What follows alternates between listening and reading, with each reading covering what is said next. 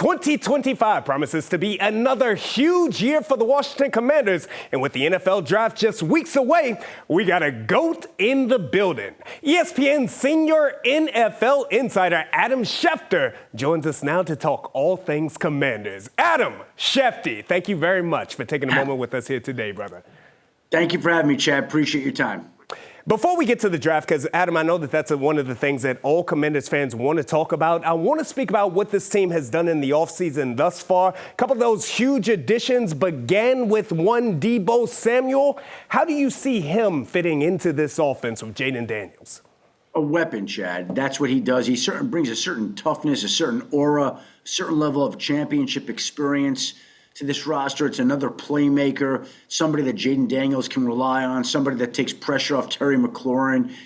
I don't see how having Deebo Samuel does anything but help this offense at this point in time. He's a big-time player, and I expect him to make some big-time plays in Washington.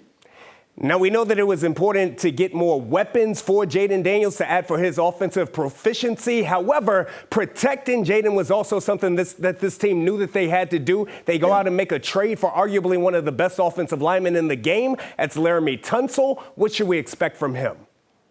Well, here's a guy that's been around for an awful long time and may find himself in Canton, Ohio one day. And Houston was undergoing some radical changes along its offensive line and decided that instead of having to pay Laremy Tunsil a contract extension, the Texans figured they might be better off moving on. And that's good news for Washington, because Washington gets a player of his caliber, of his productivity, his stature, and plugs him in at left tackle. I mean, that's a gift to Jayden Daniels. That's better than any Christmas Day present he could ever get. And now you've got somebody that is a future Hall of Fame left tackle protecting your blind side.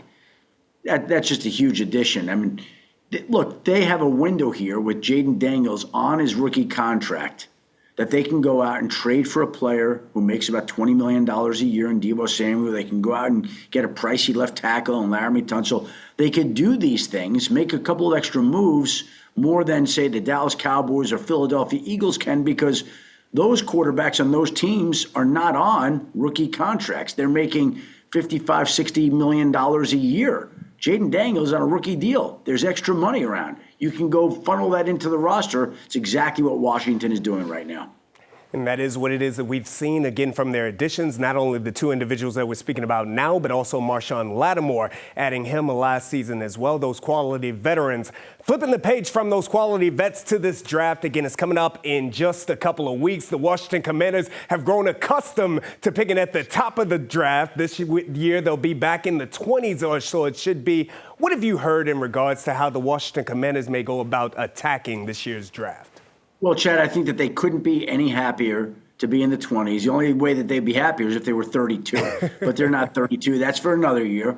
And right now they're in a position where the good part about this draft, when you speak to front office members, general managers across the league, is they say that the player that you get at 10 is not all that different from the player that you would get at 32 at the back end of the first round.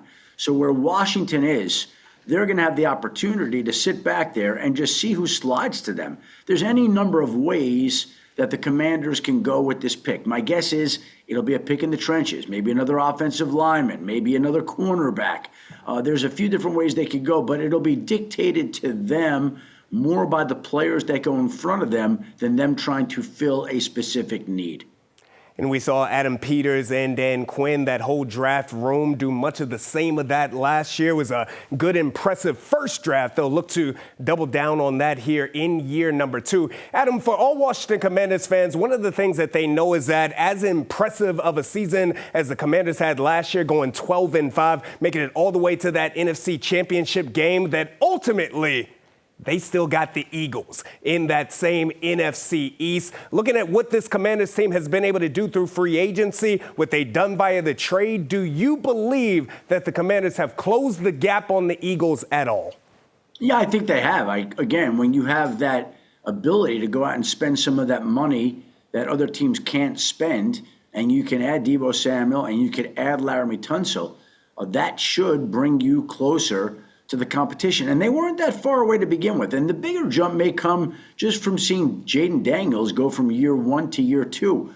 There are a lot of people around the league who always believe a player's most notable jump occurs from his first year to his second year.